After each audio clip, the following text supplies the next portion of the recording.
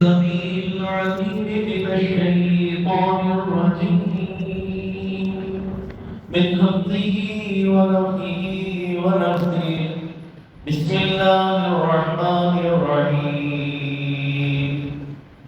يا أيها الذين آمنوا اجتنبوا كثيرا من الظن إن بعض الظن إثم ولا تجسسوا ولا يغتب بعضكم بعضا أيحب أحدكم أن يأكل لحم أخيه ميتا فكرهتموه واتقوا الله إن الله تواب رحيم.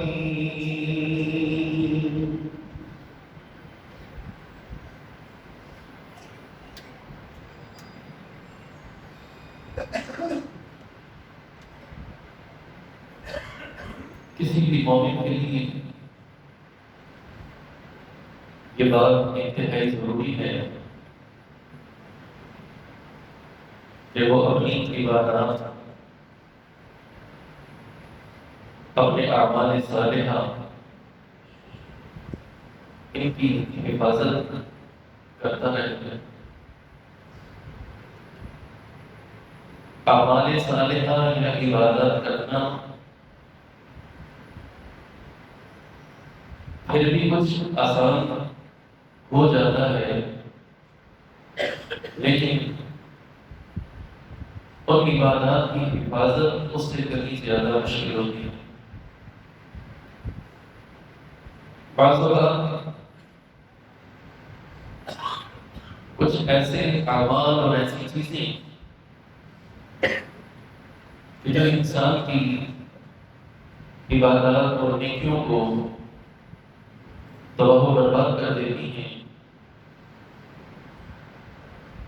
ان سے بچنا، ان سے اعراض کرنا بڑا ضروری ہوتا ہے.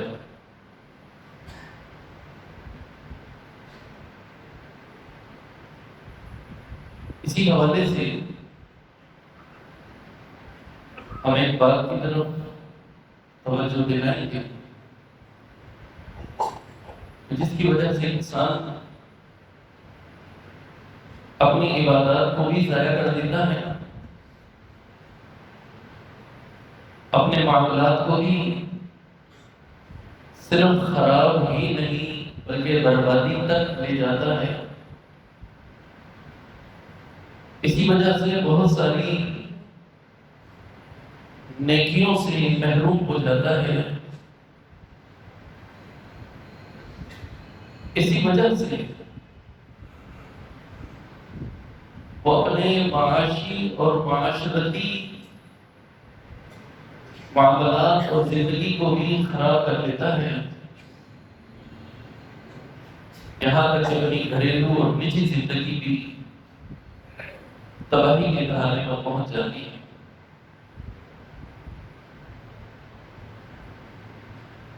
وہ چیز اس کا ذکر اللہ تعالیٰ نے قرآن کریم میں کیا،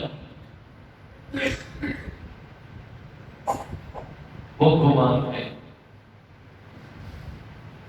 سورۃ الحجرات میں اللہ تعالیٰ نے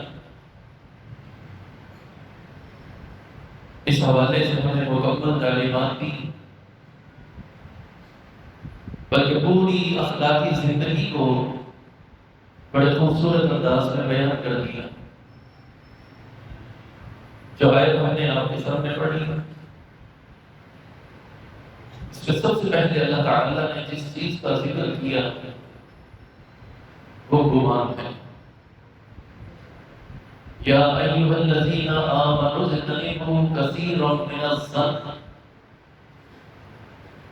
اے ایمان والو بہت زیادہ گمان کرنے سے اجتناب کرو، اس سے بچو. ان بعض الظن اثم، اس لیے کہ بعض گمان وہ گناہ ہوتے ہیں اور انسان کی تباہی کے لیے کافی ہوتے ہیں. معاشرے میں رہتے ہوئے کسی بھی شخص کے خلاف یا اپنے کسی مومن بھائی کے لیے اپنے دل میں برے خیالات ان کو جنم دینا اور ان خیالات کی بنیاد پر خود ہی فیصلے صادر کر دینا، یہ گمان ہے۔ گمان بھی آسان الفاظ میں سمجھ لیجیے کہ دو طرح کے ہیں، ایک اچھا گمان ہے، ایک برا گمان ہے۔ حسن ظن اور سوء ظن، حسن ظن کی تعریف کی گئی، ہمیشہ اچھا گمان رکھیے، اور سوء ظن اس سے روز آگے آئے۔ عموماً لوگ یہ سمجھتے ہیں کہ حالات، بیرونی باتیں لوگوں کی گفتگو سے متاثر ہو کر انسان اس مرض کا شکار ہوتا ہے۔ حالانکہ حقیقت یہ ہے کہ یہ مرض، یہ بیماری جو انتہائی مہلک اور زہر آلود ہے، اس کا آغاز انسان کے اندر سے ہوتا ہے، اس کی ابتدا انسان کے دل سے ہوتی ہے، کیونکہ انسان کا دل وہ صاف نہیں ہوتا، اس کا دل پاکیزہ نہیں ہوتا، اور پھر اس کے بعد وہ یہ سوء ظن اس بیماری کا شکار ہو جاتا ہے۔ یہ ایک بہت بڑی بد اخلاقی بھی ہے، اتنی بڑی بد اخلاقی ہے کہ انسان کے اخلاق حسنہ کی باقی تمام صفات کو بھی لے ڈوبتی ہے۔ اس سے ہر صورت اجتناب کرنا چاہیے۔ اس کی بنیاد بھی جھوٹ پر ہی ہوتی ہے۔ پیغمبر علیہ السلام کا فرمان ہے کہ ایاکم والظن، لوگوں گمان سے بچا کرو، فإن الظن، اور یہ گمان بہت بڑا جھوٹ ہے، سب سے بڑا جھوٹ یہ گمان ہے۔ ایک بات جو سرے سے ہے ہی نہیں، اپنے دل میں اس کے بارے میں خیالات پیدا کرنا، خود ہی خود سوالات کھڑے کرنا، خود ہی ان کا جواب دینا، اور پھر اس مرض میں مبتلا ہو جانا، اور لوگوں کو بھی اس بیماری میں مبتلا کر دینا، یہ بڑی تباہکن چیز ہے۔ جس قوم میں، جس معاشرے میں، جس برادری میں، جس جماعت میں، جس گھر میں یہ بیماری جنم لے لی، اسے تباہ و برباد کر کے رکھ دیتی ہے۔ سورۃ الفتح میں اللہ رب العالمین نے فرمایا کہ وَظَنَنْتُمْ ظَنَّ السَّوْءِ، خود ہی خود انہوں نے گمان شروع کر دی، سوء ظن، بدگمانی، وَكُنْتُمْ قَوْمًا غُرًّا، فرمایا کہ یہ بیماری اس قوم کو ہلاکت، تباہی اور بربادی سے دوچار کر دیتی ہے۔ یہ قوم ہلاک ہو جاتی ہے، وہ گھرانہ ہلاک ہو جاتا ہے، تباہی اور بربادی پر پہنچ جاتا ہے، وہ معاشرہ وہ تباہی اور بربادی سے ہمکنار ہو جاتا ہے۔ یہ بہت بڑا نقصان ہے، اس سے بچاؤ کی تدابیر کرنی چاہیے۔ لیکن ہم دیکھتے ہیں کہ ہمارے پاس وقت بہت زیادہ ہوتا ہے، اور ہماری تفریح یا ہمیں اپنے آپ کو فریش رکھنے کے لیے کچھ نہ کچھ وقت ضرور درکار ہوتا ہے جو ہم لوگوں کے ساتھ مل بیٹھ کر گزارتے ہیں، اور اس وقت کو ہم بطور تفریح استعمال کرتے ہیں، اور عموماً ایسی ہی مجالس میں انسان ایک دوسرے سے اس اس مرض کا شکار ہو جاتا ہے۔ جب اس طرح کی باتیں لوگ کرتے ہیں جو اس مرض میں مبتلا ہو، جن کا دل پاکیزہ نہ ہو، صاف نہ ہو، اٹھتے بیٹھتے اسی قسم کی باتیں کریں گے، اور اس کا نتیجہ سننے والے اس کی صورت میں سامنے لے کر آتے ہیں اور ان چیزوں کو بیان کرتے ہیں اور اس مرض میں سوء ظن میں مبتلا ہو جاتے ہیں۔ اللہ تعالیٰ نے ہمیں تعلیم دی بالخصوص ہم مسلمان ہیں، ہم مومن ہیں، ہمارا معاشرہ، ہماری گفتگو، ہماری مجالس، ہماری بات چیت کا آپس میں بیان کرنا، ایک دوسرے تک کی باتوں کو پہنچانا، اس حوالے سے ہمیں تعلیم کیا دی گئی؟ ام المؤمنین عائشہ صدیقہ مطہرہ رضی اللہ تعالی عنہا،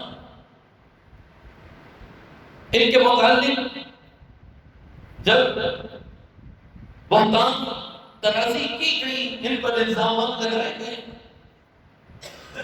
ایک انتہائی پاک باز اور اللہ کے پیغمبر کی بیوی ہونے کے ناطے ان پر الزامات لگائے گئے۔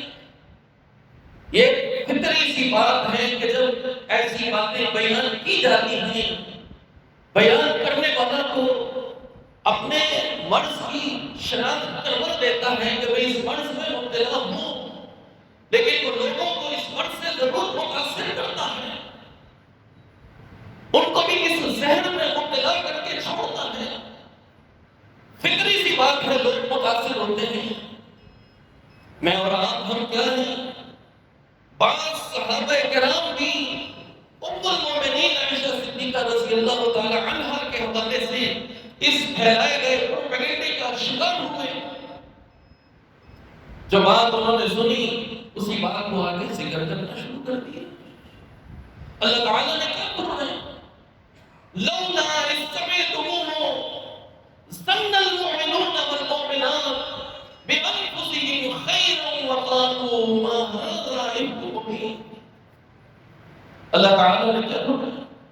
فرمایا کہ جب تمہارے کانوں میں یہ بات پڑی، ایک مومنہ عورت کے لیے یہ سبق ہے، پوری امت کے لیے، خواتین کے لیے، مردوں کے لیے، جوانوں اور بوڑھوں کے لیے، ہر ایک کے لیے، کہ آپ کے کان میں کوئی ایسی آواز ہے، آپ کو کوئی ایسی بات سنائے کسی مومن بھائی کے بارے میں، کسی مومنہ عورت کے بارے میں، جب تم کوئی ایسی بات سنو تو تمہیں تو فوراً جو ہے وہ کیا کہنا چاہیے؟ تمہیں اچھا گمان کرنا چاہیے گا۔ ظن المؤمنون والمؤمنات بانفسهم خیرا، تمہیں تو اچھا گمان کرنا چاہیے تھا کہ تم جب بات بیان کر رہے ہو، ان کے لیے یہ بات ہم جو ہے وہ نہیں مانتے، ہم تو ان کے لیے اچھا گمان کرتے ہیں۔ قرآن میں بیان کرنے کا مقصد ام المؤمنین عائشہ صدیقہ رضی اللہ تعالی عنہا کی برات اور ان کی شان کو بیان کرنا تھا، اور قیامت تک آنے والے لوگوں کو سبق دینا تھا کہ کسی بھی مومن مرد یا کسی بھی مومنہ عورت کے لیے کوئی ایسی بات تمہارے سامنے بیان کرے، تمہیں فوراً اس کا رد کر دینا چاہیے۔ لاؤ کوئی ثبوت دو، لاؤ کوئی دلیل دو، گواہ پیش کرو۔ جب تک 4 گواہ پیش نہیں ہوتے اس وقت تک اس بات پر جو ہے وہ کوئی یقین کرنے کو تیار نہ ہو۔ ظن المؤمنون والمؤمنات بانفسهم خیرا، اچھا گمان۔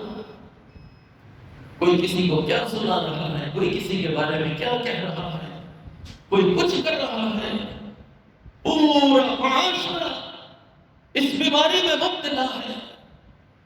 تمہیں تو چاہیے تھا کہ تم خیر کی بات کہتے، تم کہتے کہ ایسا کیسے ہو سکتا ہے، ہاذا افک مبین، یہ کھلا بہتان ہے، کھلا الزام ہے جو تم لگا رہے ہو۔ لیکن ہمارے معاشرے میں یہ بات عام ہے کہ لوگ ایسی باتوں میں دلچسپی بھی لیتے ہیں اور بار بار سوال بھی کرتے ہیں۔ خواتین میں یہ باتیں بڑی عام ہیں، گھر کے گھر تباہ ہو جاتے ہیں۔ ایک خاتون آتی ہے، دوسری خاتون کو بتاتی ہے تمہاری بیٹی ایسی، تمہاری بہو ایسی، تمہاری ساس ایسی، تمہارا یوں ایسے، تمہارا ویسے۔ ایک مرد آتا ہے، تمہارا بھائی تو یوں کر رہا تھا، تمہارا تمہارا بھائی تو ایسے، تمہارا بھائی تو ایسے، اس نے یہ کیا، اس نے وہ کیا، الغرض اس قسم کی تمام باتیں، یہاں تک کہ دو کاروبار کرنے والے شریک، ان کے درمیان خود ڈلوانا، ان کے درمیان بدگمانی کو قائم کر دینا، ان کے درمیان اس طرح کی باتیں پھیلا دینا، یہاں تک کہ ایک جماعت ہے اس کے اندر اس طرح کی پھوٹ ڈال دینا اور یہ بدگمانیاں پیدا کر دینا۔ جیسے ہی کوئی بات اپنے مومن بھائی کے لیے، اپنی مومنہ بہن کے لیے، اپنی بیٹی، اپنی بہو، اپنی ساس یا کسی کے لیے بھی، یا اپنے خاندان کی کسی عورت کے لیے بھی یہ بات سنانے والی، اس کو اسی وقت روک دیا جائے، اس کا رد کر دیا جائے، اسے ٹوک دیا جائے، اسے کہہ دیا جائے لاؤ اس کو سامنے لے آؤ، لاؤ اس بات کا گواہ کون ہے، معاملہ وہیں ختم ہو جائے۔ گمان تو اچھا کرے پہلے، یہ جو دل کے اندر مرض ہے، بیماری ہے، اس کو دور کرنے کی ضرورت ہے۔ فوراً کہنا چاہیے تھا کہ ہذا بہتان عظیم، یہ کھلا بہتان ہے، یہ کیسی بات آپ ان عورتوں کے لیے، ہمارے ماں اور بہنوں کے لیے اور ہمارے بھائیوں کے لیے اپنی زبان پر لے کر آ رہے ہیں۔ ہم دیکھتے ہیں کہ ہمارے گھر کے گھر اس معاملے میں خراب ہو جاتے ہیں، یہاں تک کہ میاں بیوی کے تعلقات بھی اس طرح کی سنی سنائی باتوں سے خراب ہو جاتے ہیں، اور بعض اوقات میاں اور بیوی کے درمیان جدائی ڈال دی جاتی ہے۔ اب یہ جدائی ڈالنے والے، چاہے اس کے گھر والے ہوں، چاہے اس کے دوست احباب ہوں، اس کی سہیلیاں ہوں یا معاشرے کے دیگر لوگ ہوں، ہر معاملے میں ہمیں یہ تعلیم دی گئی، ایاکم والظن، لوگوں گمان سے اپنے آپ کو بچاؤ، وَإِنَّ الظَّنَّ، اور یہ گمان جو ہے اکثر الحدیث، یہ سب سے بڑا جھوٹ، سب سے بڑا جھوٹ ہے۔ اس سے بچاؤ کی تدابیر، ان کو اختیار کرنا بڑا ضروری ہے۔ ایسے ہی جو شخص کوئی بات کہہ دے اس پر یقین۔ میرے بھائیوں، یہ معاملہ اتنا نازک ہے، شریعت نے اس حوالے سے تعلیم دی ہے کہ اگر ہم کوئی بات اپنے کان سے بھی سن لیں، اپنی زبان اس کے بارے میں نہ چلائیں جب تک کہ اس کے بارے میں کوئی تحقیق نہیں ہو جائے۔ کوئی سنانے والا آپ کو سنائے کہ میں نے خود یہ دیکھا، میں نے خود یہ سنا، میرے سامنے یہ معاملہ پیش آیا، جب تک اس کی تصدیق نہ ہو جائے اس وقت تک جو ہے اس معاملے میں اپنی زبان کو جو ہے وہ نہیں کھولنا۔ اس معاملے میں بہت احتیاط کی ضرورت ہے۔ یہاں تک کہ کوئی معاملہ سامنے آ جائے، آپ تصدیق کرنے کے لیے جاتے ہیں، تصدیق کرتے ہیں، پوچھتے ہیں، سامنے والا انکار کر دے اور دوسرا گواہی دے رہا ہو کہ نہیں میں نے خود یہ سنا، میں نے خود یہ دیکھا، تو آپ کو کیا کرنا ہے اس حوالے سے؟ جس شخص نے جو معاملہ کیا وہ اس کا اپنا فعل ہے، اللہ رب العالمین کی بارگاہ میں وہ جواب دے ہے۔ کیسے ہی معاملات، کیسے ہی حالات کیوں نہ ہوں، آپ نے صرف اس کے ظاہر پر یقین کرنا ہے۔ ایک شخص دیندار ہے، ظاہری طور پر عبادت گزار ہے، اس میں کوئی ایسی بات نظر نہیں آتی، اس کے بارے میں کوئی کچھ کہہ دے، آپ کا کام کیا ہے کہ ظاہر پر یقین۔ جب انسان کسی کے باطن کو جھانکنا شروع کرتا ہے، اس کے اندر کی باتوں کو تلاش کرنا شروع کرتا ہے، تو پھر وہ اس مرض میں مزید آگے بڑھتا چلا جاتا ہے، پھر یہ معاملہ اس کے لیے تباہی اور بربادی کی طرف چلا جاتا ہے۔ بڑے سے بڑا معاملہ کیوں نہ ہو جائے، آئیے اللہ کے رسول صلی اللہ علیہ وسلم کے حدیث کی روشنی میں اس کو دیکھتے ہیں۔ اسامہ رضی اللہ تعالی عنہ ایک دفعہ کسی لشکر کے ساتھ نکلے، مشرکین کے لیے اللہ کے رسول صلی اللہ علیہ وسلم نے ایک چھوٹا لشکر روانہ کیا کہ جاؤ ان کے ساتھ جا کر لڑائی۔ یہ چلے گئے، کہتے ہیں صبح ہی صبح ان کے چشموں پر پانی پڑ جائے وہ پہنچ گئے، اور اس کے بعد ہماری ان سے لڑائی شروع ہوئی۔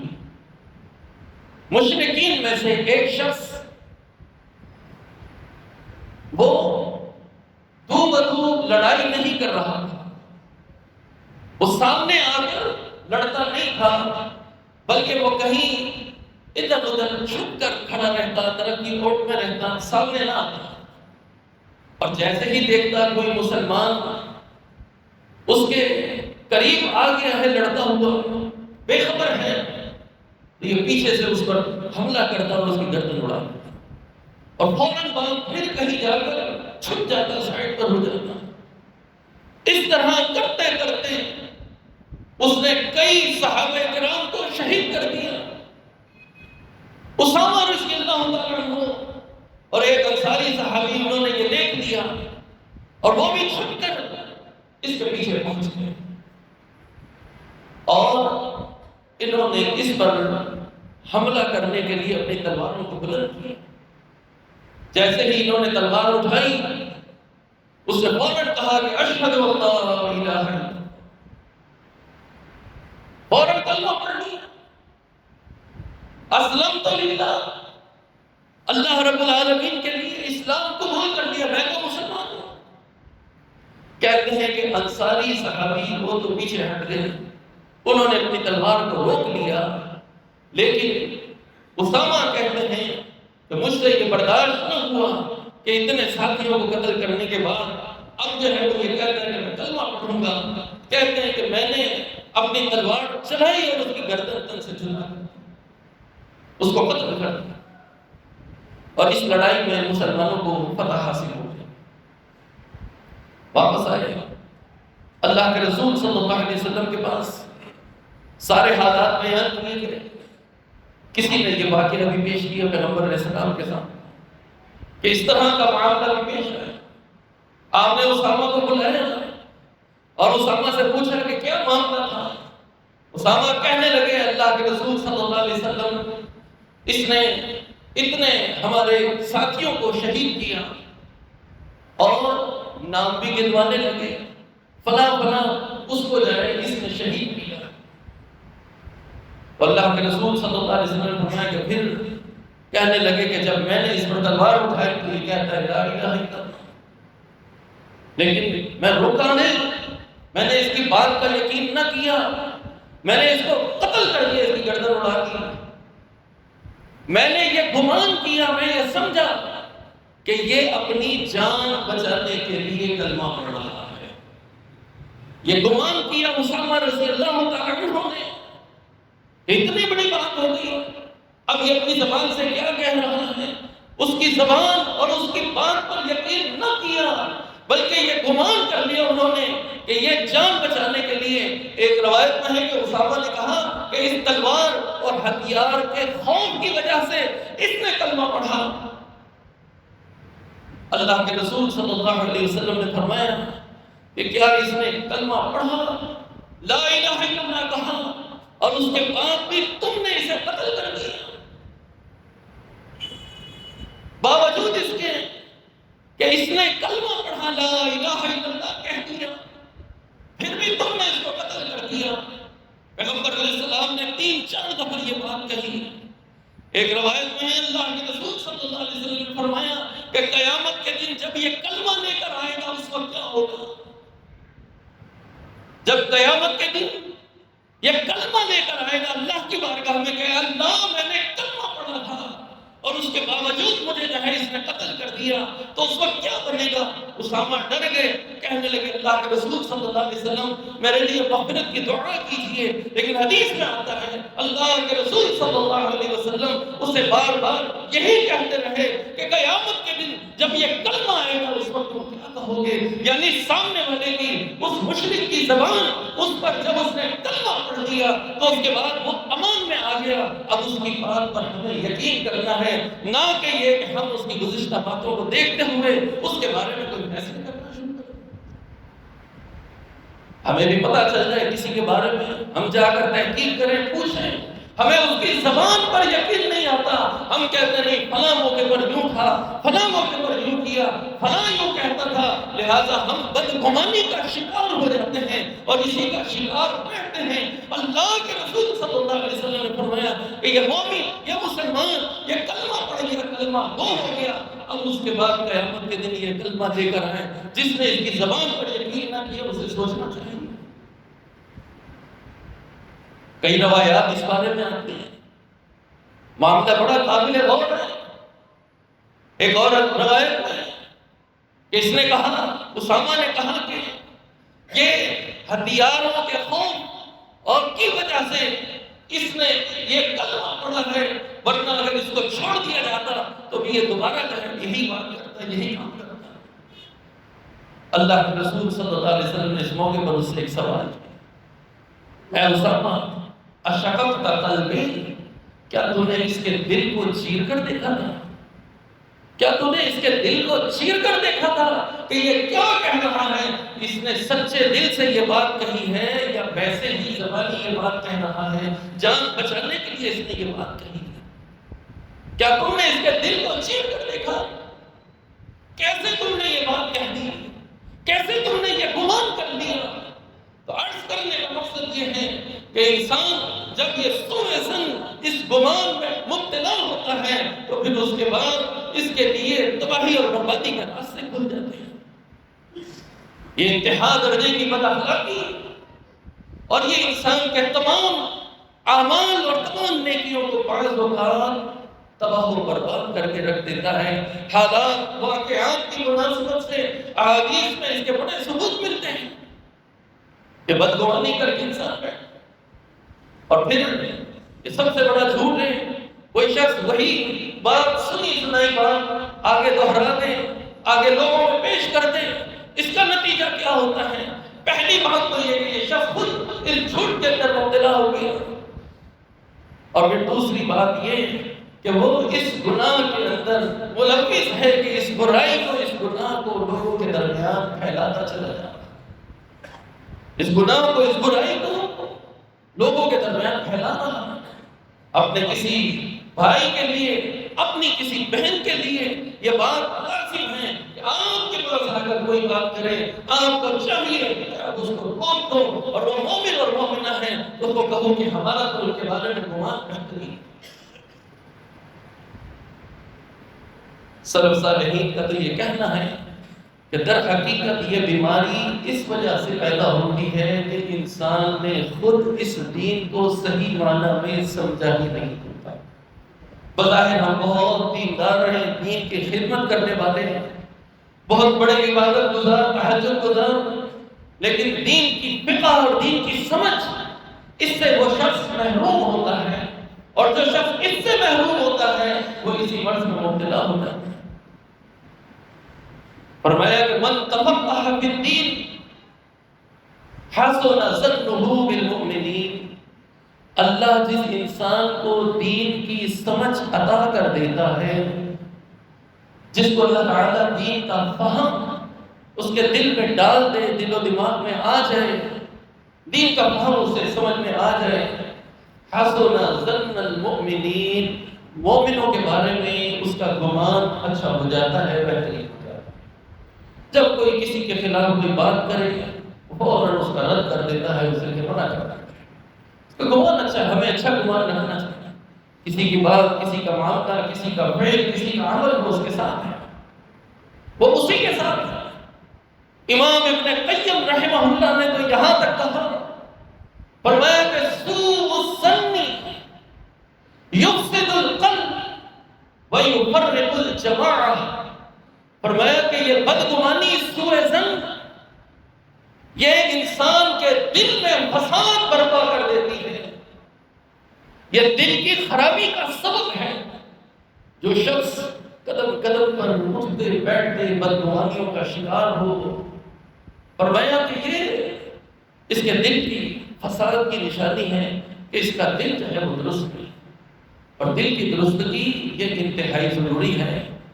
پیغمبر علیہ السلام کی اس حدیث کی روشنی میں دیکھیں، اذا صلح صلح الجسد کلہ، کہ فرمایا کہ جب کسی کا یہ دل صحیح ہو تو اس کا پورا جسم صحیح ہوتا ہے، وَإِذَا فَسَدَتْ فَسَدَ الْجَسَدُ كُلُّهُ، جب اس کا دل خراب ہو پورا جسم بیمار ہوتا ہے، روحانی طور پر بھی، جسمانی طور پر بھی۔ جسمانی طور پر آپ دیکھ لیں، کوئی شخص دل کا مریض بن جائے بس وہ پھر کسی کام کا نہیں رہتا۔ روحانی طور پر بھی اگر کسی کا دل درست نہیں ہے، بیمار ہے، اس کے اندر یہ بیماریاں آ چکی ہیں، تو فرمایا کہ اس کا دل پھر فساد کا شکار ہو جاتا ہے، اور پھر یہ فساد عام ہوتا ہے۔ وَيُفَرِّقُ الْجَمَاعَةَ، یہ بدگمانی، یہ سوء ظن، فرمایا کہ یہ جماعت کو بھی افتراق اور انتشار کا شکار بنا دیتا ہے۔ وہ جماعت کبھی کامیابی سے ہمکنار نہیں ہو سکتی جس جماعت کے اندر لوگ اس مرض میں مبتلا ہوں، جس جماعت کے اندر یہ بیماری عام ہو جائے، جس گروہ میں، جس قوم میں یہ بیماری عام ہو جائے۔ ہم نے شروع میں آیت پیش کی وَظَلَلْتُمْ ظِلَّ السَّوْءِ وَكُنْتُمْ قَوْمًا بُورًا، یہ تباہی، بربادی اور ہلاکت سے دوچار ہونے والی قوم ہے۔ وَظَلَلْتُمْ، جنہوں نے گمان کیا، ظَنَّ السَّوْءِ، سوء ظن، برا گمان، بدگمانی، اس کا شکار ہوا۔ امام ابن قیم رحمہ اللہ کہتے ہیں وَيُفَرِّقُ الْجَمَاعَ، سوء ظن کی وجہ سے وہ جماعت تفرقے کا شکار ہو جاتی ہے، ٹکڑے ٹکڑے ہو جاتی ہے، اس کے اندر کوئی اتفاق اور اتحاد کے علامت باقی نہیں۔ آئیے ان کے اس قول کو ہم تھوڑا وسیع کر لیں، جماعت سے آگے چلتے ہیں۔ ہم اپنے کاروباری معاملات کو دیکھیں، اگر کہیں مشترکہ کاروبار ہے، وہاں جو سب سے پہلی دراڑ آتی ہے وہ اسی بدگمانی کی وجہ سے۔ ایک شخص دوسرے شخص پر اعتبار کرنا چھوڑ دیتا ہے، بدگمانی کا شکار ہوتا ہے۔ کوئی چھوٹی سی بات اس کی نظر میں آئی اور بس اس کے بعد اس نے فلاں موقع پر یوں کیا، یوں۔ آپ تحقیق کیجئے، تصدیق کیجئے، سامنے والا جو کہہ رہا ہے اس کی زبان پر یقین کیجئے۔ وہ کاروبار نہیں رہتے ہیں، وہ کمپنیاں نہیں چل سکتی، وہاں ترقی نہیں ہو سکتی کہ جو سوء ظن میں مبتلا ہو جائیں، جہاں یہ مرض آ جائے۔ اسی طرح وہ قوم اور وہ برادری کبھی متحد نہیں رہ سکتی۔ آج ہماری برادری ابھی ٹکڑوں کی صورت میں بن چکی ہے۔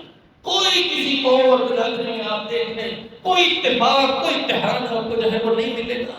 وجہ اس کی یہی ہے کہ سوء ظن کی بیماری، یہ اس میں سب مبتلا ہیں۔ فلاں یوں کرتا ہے، فلاں ایسے کرتا ہے۔ چنانچہ جو خیالات دل میں پیدا ہوتے ہیں، جس مرض میں یہ مبتلا ہے، خود سوال کرنا، خود سوال کھڑا کرنا، خود ہی اس کا جواب دینا، پھر لوگوں کو اس کا قائل کرنا۔ تم بھی اس بات کو سمجھو، تم بھی میرے ہم خیال بنو۔ یہ بنتے ہیں، بناتے ہیں، چنانچہ وہ قوم اور وہ برادری اور وہ خاندان وہ تباہی اور بربادی کا شکار ہے۔ دو بھائی ان کی آپس میں محبت ہے اس لیے برقرار نہیں رہتی کہ یہ سوء ظن کی بیماری ان کے اندر پائی جاتی ہے۔ ہماری خواتین، ہمارے گھرانے وہ اسی وجہ سے تباہ و برباد ہوتے ہیں۔ میں نے پہلے اشارہ کیا کہ کسی گھر کا بربادی کا ذریعہ یہ سوء ظن ہے۔ آپ کم از کم سامنے والے سے بات تو پوچھیے، اس کے بارے میں کچھ تحقیق تو کیجیے، اصل وجہ کیا ہے اس کے بارے میں معلوم تو کیجیے۔ زبانی طور پر ہی معاملات چلتے ہیں۔ یہ ساس اور بہو کا معاملہ، آپس میں دو بہنوں کے معاملے، ماں اور بیٹی کے معاملے، اسی طرح بہن اور بھائیوں کے معاملے، لوگ بڑے فخر سے کہتے ہیں کہ اتنے سال ہو گئے ہم اپنے بھائی کے گھر نہیں گئے، اتنے سال ہو گئے اپنی بہنوں کے گھر نہیں گئے۔ کیا ہے یہ بدگمانیاں ہی تو ہیں، یہی تو مرض ہے۔ جس قوم اور برادری میں انتشار آ جائے وہاں پر جو ہے کبھی کامیابی نہیں ہوتی۔ اللہ رب العالمین ان کے لیے تباہی اور بربادی ان کا مقدر کر دیتا ہے۔ تو یہ معاملات بالخصوص خواتین کے لیے بڑے قابل غور ہیں۔ ایک گھر میں لے آنے والی بچی، اس کے بارے میں گمان کرنا، یا وہ بچی ان والدین اور اپنے ان گھر والوں کو اپنا نہ سمجھے، ان کے بارے میں بدگمانیاں، چھپ چھپ کر ایک دوسرے کی باتیں سننا، پھر اس کے بعد ان کو پھیلانا، پھر ان کو معاشرے میں عام کر دینا، یہ بنیاد بنتی ہے اس معاشرے کی تباہی کی اور اس معاشرے کو اور اس گھرانے کو توڑنے کی۔ یہ بڑے خطرناک معاملہ ہے۔ امام ابن قیم رحمہ اللہ نے بڑے واضح الفاظ میں یہ بات سمجھا دی، فرمایا کہ سوء ظن، یہ بدگمانی، یہ یفسد القلب، دل کا فساد ہے، یفرق الجماع، یہ جماعت میں اختلاف اور اس کے توڑ پھوڑ کا سبب ہے۔ ایک گھرانہ کبھی اسی طرح قائم نہیں رہ سکتا، اس میں وہ پیار اور محبت نہیں آ سکتی۔ قدم قدم پر ہر جگہ ہمیں اس بات کا لحاظ کرنا ہے کہ اپنے دلوں کو اس بیماری سے پاک اور صاف کریں۔ جب آپ اپنے دلوں کو اس بیماری سے پاک اور صاف کریں گے، اللہ رب العالمین آپ کو، اللہ تعالیٰ نے ہمیں کوئی داروغہ نہیں بنایا کہ فلاں کیا کرتا ہے اس کے بارے میں تم نے فیصلہ کرنا ہے، اس کے بارے میں تم نے بات کرنی ہے۔ اس نے کلمہ پڑھا، اللہ کے رسول صلی اللہ علیہ وسلم نے بات ختم کر دی. آپ نے کہا کیا تو نے اس کا دل چیر کر دیکھا تھا کہ اس نے سچے دل سے کہا ہے یا جھوٹے دل سے کہا ہے؟ کیا بات ہے؟ اس نے جو زبان سے کہا، جو ظاہری بات ہے، بس اسی پر تم نے فیصلے کرنے ہیں. ایک شخص کہتا ہے من قال لا الہ الا اللہ، وہ کلمہ پڑھتا ہے، اس نے لا الہ الا اللہ کہہ دیا، اللہ کے ساتھ جن کو شریک ٹھہرایا جاتا ہے وکفر، وہ ان کا انکار کر دیتا ہے. اللہ کے رسول صلی اللہ علیہ وسلم فرمایا حرم دماؤہ ومالہ، اس کا مال اور اس کا خون اب وہ جو ہے قابل تحریم ہے، عزت والا ہے، حرمت والا ہے، اب اسے جو ہے وہ چھیڑا نہیں جا سکتا. اس کی بات پر یقین. ایک نو مسلم وہ اگر اپنی زبان سے ایک بات کہتا ہے، کلمہ اقرار کرتا ہے، تو اس کی بات پر یقین کرنا ہے. اور جو مسلمان ہو اور عبادت گزار ہو، اللہ کے نیک بندے ہوں، علماء ہوں یا عبادت گزار ہوں، ان کے بارے میں ان کی بات پر کوئی شخص یقین نہ کرے. اللہ کے رسول صلی اللہ علیہ وسلم نے فرمایا کہ اس کا اندر کا معاملہ، اس کا باطن کا معاملہ وہ اللہ کے سپرد ہے. ہم نے یقین کر لیا، ہماری نظر میں اس کا مال اور خون محفوظ ہو گیا، اور اس کا دل کا معاملہ وہ اللہ کے سپرد ہے. لہذا جو بھی بات ہو اس معاملے کو اللہ کے سپرد کر دیا جائے. اس بیماری سے بچنے کی دوسری چیز، عبداللہ بن عباس رضی اللہ تعالیٰ عنہما، انہوں نے اس کا علاج بیان کیا. فرمایا کہ المومن یلتمس المغارب، فرمایا جو مومن ہوتا ہے وہ اپنے بھائی کے لیے عذر تلاش کرتا ہے. فلاں نے یوں کیا، فلاں ایسے کرتا ہے، فلاں یوں ہے. وہ مومن سننے والا وہ کیا کرتا ہے؟ ہاں اچھا واقعی میں نے نہیں. وہ بہن کہ ہاں فلاں نے یوں کیا، ایسے نہیں، بلکہ یلتمس المغائر، وہ اس کے لیے عذر تلاش کرے. بھائی کوئی وجہ ہوگی، کوئی معاملہ ہوگا، کوئی ایسی بات ہوگی جو ہمارے سامنے نہیں آئی کہ اس شخص نے یہ فیصلہ کیا، اس نے یہ کام کیا، فلاں بہن نے یہ کام کیا، ہماری بیٹی یا بہو نے یہ کام کیا، کوئی معاملہ ضرور ہوگا. فرمایا کہ مومن وہ عذر تلاش کرتا ہے. اور بعض محدثین نے تو کہا کہ بار بار عذر تلاش کرتے ہو. کوئی پھر کہے کہ دیکھو جی اب یوں کر دیا، پھر کہے کہ نہیں کوئی وجہ ہوگی، کوئی بات ہوگی، ہم کیوں یہ کہیں؟ تم اس کے لیے عذر تلاش کرو. المومن فرمایا یلتمس المغائر، وہ اس کے لیے عذر تلاش کرتا ہے، لوگوں کے سامنے یہی کہتا ہے بھائی کوئی نہ کوئی بات ہوگی جو ہمیں نہیں پتا، جس کو ہم نہیں سمجھ پائے، جو یہ فیصلہ کیا گیا ہے یوں کرو. والمنافق یلتمس العیوب، فرمایا کہ جس کے دل میں نفاق ہوتا ہے وہ ہمیشہ عیب ہی تلاش کرتا ہے، کمزوریاں ہی تلاش کرتا ہے. اس میں کیا ہے، اس میں کیا ہے، اس میں کیا ہے. اپنی زندگی کو اپنے ساتھ محفوظ رکھو، اللہ کی عبادت میں وقت گزارو. اللہ نے جو فرصت کے اوقات دی ہیں ذکر و اذکار میں اس کو گزار دو. تو اس احباب میں بیٹھتے ہو اچھی باتوں کے ساتھ، کبھی کسی مومن بھائی کے لیے بدگمانی نہ کرو. فرمایا کہ کسی کا عیوب، اس کی کمزوریاں تلاش کرنا. عبداللہ بن عباس رضی اللہ عنہما کہتے ہیں کہ یہ بات اس بات کی نشانی ہے کہ اس کے دل میں نفاق ہے. فرمایا کہ منافق ہی عیوب تلاش کرتا ہے، منافق ہی عیوب تلاش کرتا ہے. دین کا فہم، دین کی سمجھ اور دین کا علم اس کو حاصل کیجیے، اپنے دلوں کو صاف کرنے کی کوشش کیجیے. یہ نصیحتیں سب سے پہلے میرے لیے بھی ہیں، پھر آپ کے لیے بھی ہیں، اور پھر اس کے بعد اس کے فوائد و ثمرات یہ ہیں کہ انشاءاللہ ہمارے تمام معاملات درست ہوتے ہیں. بصورت دیگر ایک بہت بڑا نقصان بھی ہے. سنن ابو داؤد میں یہ روایت اللہ کے رسول صلی اللہ علیہ وسلم نے 3 آدمیوں کا ذکر کیا. ان میں سے ایک کے بارے میں آپ نے یہ بات بیان کی. فرمایا کہ من قال فی مؤمن، کوئی شخص اپنے مومن بھائی کے لیے کوئی بات کہتا ہے، یا تو اس نے دیکھی یا سنی سنائی بات وہ اپنے مومن بھائی کے لیے کہتا ہے.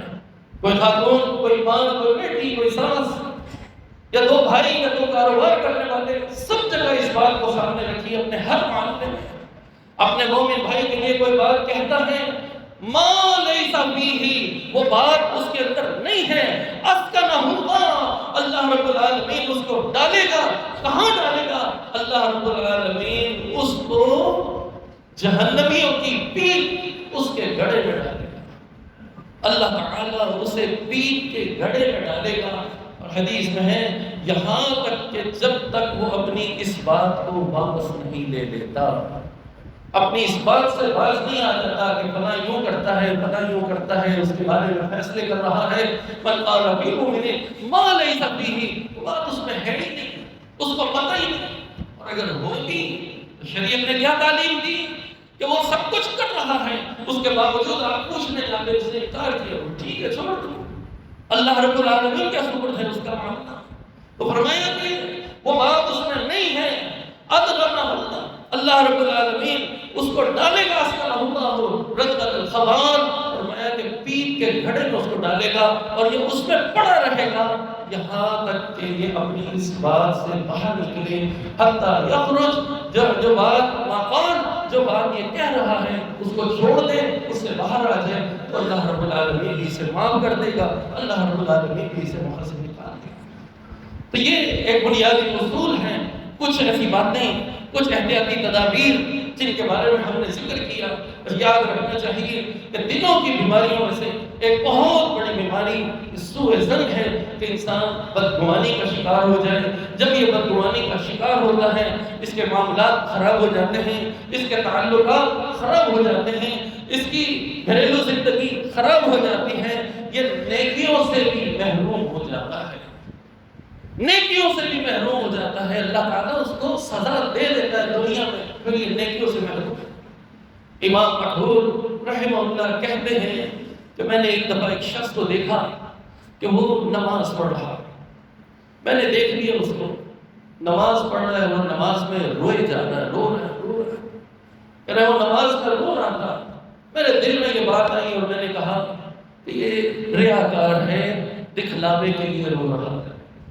کہتے میں نے یہ بات کہی اور اس کے بعد ہم محسوس نہیں کرتے، لیکن صرف صالحین محدثین وہ ذرا ذرا سی بات کا خیال رکھتے تھے، صحابہ کرام محسوس کیا کرتے تھے کہ ہمارے اندر یہ تبدیلیاں کیوں آ رہی ہیں، کیا معاملات ہیں، نقصانات کیوں ہیں، نیکیوں سے کیوں دور ہیں، فرائض میں غفلت کیوں ہو رہی ہے، دیگر معاملات کیوں خرابی کا شکار ہیں، ہم اس طرف توجہ نہیں کرتے۔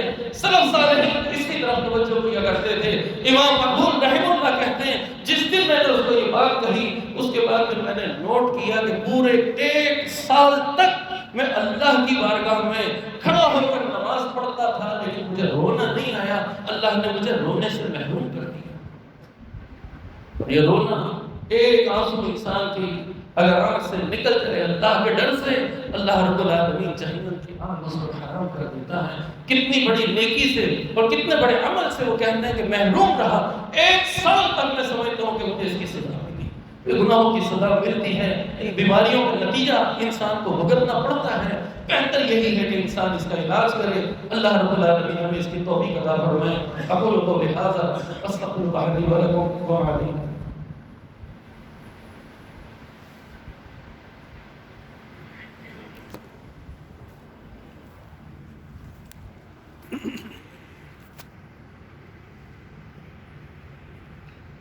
إن الحمد لله نحمده ونستعينه ونستغفره ونعوذ بالله من شرور